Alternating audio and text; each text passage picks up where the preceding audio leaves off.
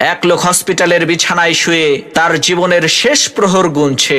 এদিকে তার পরিবারের লোকজন আর হসপিটালের একজন নার্স তার বিছানার পাশে দাঁড়িয়ে আছে। এমত অবস্থায় মৃত্যু শয্যায় শুয়ে থাকা ওই ব্যক্তি তার বড় ছেলেকে কাছে ডেকে বলল, বাবা, ঢাকার গুলশানের আলিশান 10টা বাড়ি আমি তোমাকে দিয়ে গেলাম। এরপর তার একমাত্র মেয়েকে কাছে ডেকে বলল, মারে, বনানীর 5টা ডুপ্লেক্স বাড়ি আমি তোমাকে দিলাম।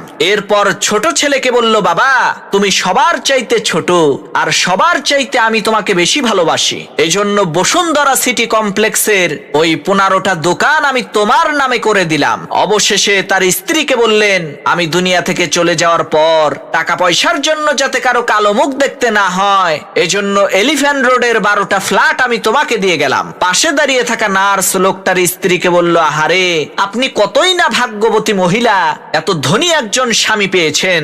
মৃত্যুর আগে আপনার স্বামী আপনাদেরকে কত ধনসম্পদ দিয়ে যাচ্ছে।